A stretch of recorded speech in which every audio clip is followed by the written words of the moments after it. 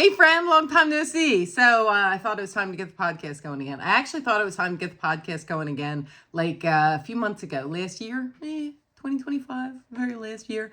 And then had some health difficulties. So if you're wondering where the rest of me went, I've lost a lot of weight because I had some health difficulties and I had to drastically overhaul my diet. Now, I haven't taken a jab. Just drastically overhauled the diet. We can talk about that another time. But today, I just wanted to kick around some thoughts, some things that are kicking around in my head.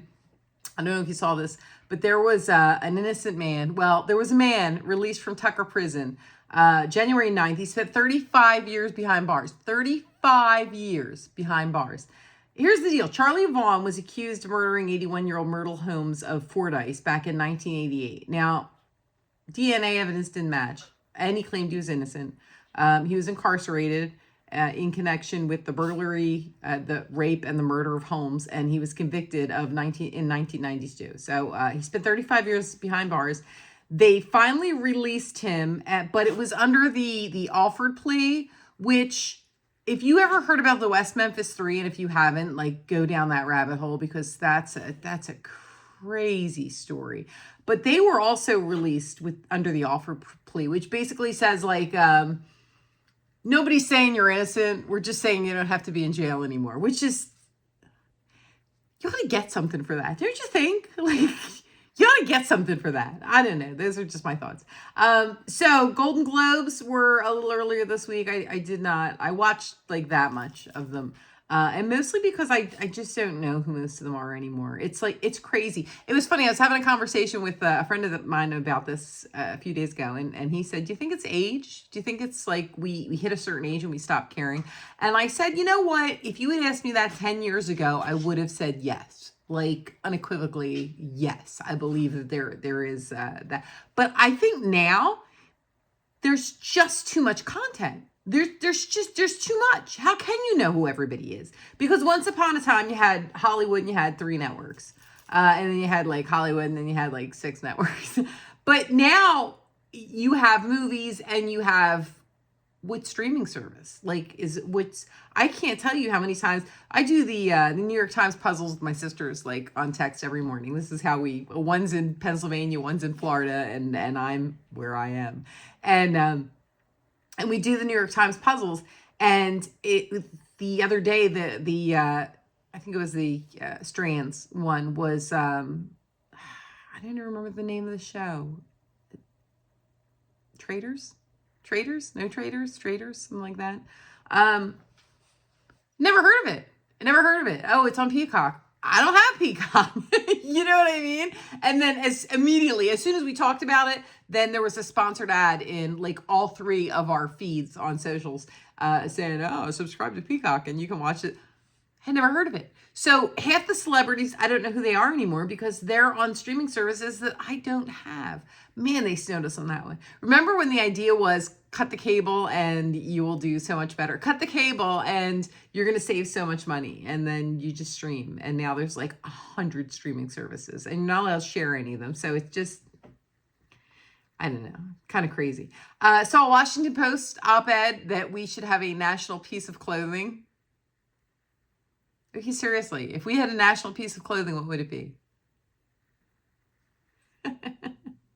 The argument was that Americans should have a national piece of clothing and the best place to start is the cowboy hat. I have a lot of hats. I don't even have a cowboy hat anymore. I don't know. One of the other suggestions was moccasins. I don't think you can appropriate from the people whose land you already took. That seems like a terrible idea. Just a terrible, terrible, terrible idea.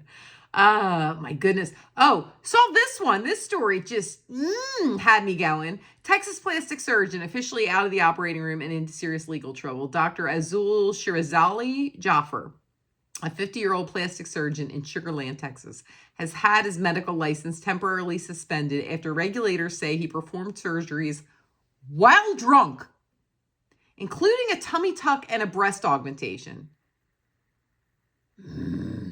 Now, according to the medical board, staff reported Jaffer was unsteady on his feet, made inappropriate comments, had breath that smelled strongly of alcohol while operating. One filing claims he routinely treated patients while intoxicated, including during Botox injections and back-to-back surgeries. At one point, procedures were allegedly canceled because he was too impaired to operate. Clinic staff say they even found a liquor bottle hidden in a paper towel dispenser in the men's bathroom, and witnesses claim Jaffer stumbled towards the restroom shortly before one of the incidents. I'm glad they got him now. But can we talk about all of the people that were in the operating room with this guy that were like, should we complain? There's going to be lawsuits. There's going to be lawsuits coming. You know it. Death cat mushrooms in California. This is why I've left California. Okay, one of the many reasons I left California. Death cat mushrooms in California have killed 3 people and left more than 24 poisoned. Officials continue to issue warnings to people in the state. Hey, Sonoma County health officials issuing an advisory: do not eat wild mushrooms. Who is going out and just picking mushrooms out of their backyard and eating them? And how much do you want to bet at least 3 of these people sent a picture to ChatGPT and said, hey, is this safe to eat? What are you doing? Throughout this, and if it was just like a handful, I'd be like, okay, so you got a couple of Nimrods. Throughout the state, there were 35 cases of wild mushroom poisoning, resulting in 3 deaths and 3 liver transplants between November 18th and January 4th. Stop going out back and eating mushrooms in your yard. Don't do that. Don't do that. A new app in China has taken everyone by storm. It's called Are You Dead? Here's what you do. A big button pops up. Confirm if you are alive. And if you do not push that button on your app, it will get in touch with your appointed emergency contact and inform them that you may be in trouble. I have mixed feelings about this one. I really do. Because on one hand, I feel like, okay, you know what? That's kind of good. The reason that it popped up in China was because there are a lot of people in China right now who live alone, who don't really have anybody. If you don't have anybody, do you have an emergency contact for the app to contact? I guess so. Anyway, but they don't have anybody. So the idea is, since they're living alone and maybe somebody's not checking in on them, this app will make sure they're not found rotting in their apartment in 2 weeks. But I feel like it's just encouraging bad behavior. I mean, how many people are going to be like, well, I haven't heard from so-and-so in a couple of days, but I'm sure they're still alive, or the app would have let me know that they were rotting away. You know what I mean? Like, it's encouraging bad behavior. How about we just pick up the phone? How about we just get in contact with people again? I don't know. Washington woman's been arrested for allegedly submitting multiple fraudulent mail-in ballots that were counted in the 2024 general election. We don't trust the system anymore, do we?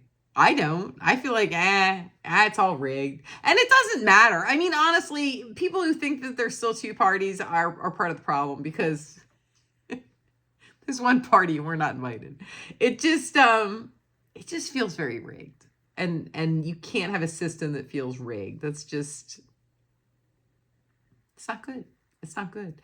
A woman sparking a full-blown online argument over who should name the baby. The argument online is that if a woman carries the baby for 9 months, endures the childbirth and the pregnancy, and the child is probably already getting dad's last name, then mom should get to pick the first name. I don't know about all that, Chief. I think you gotta agree.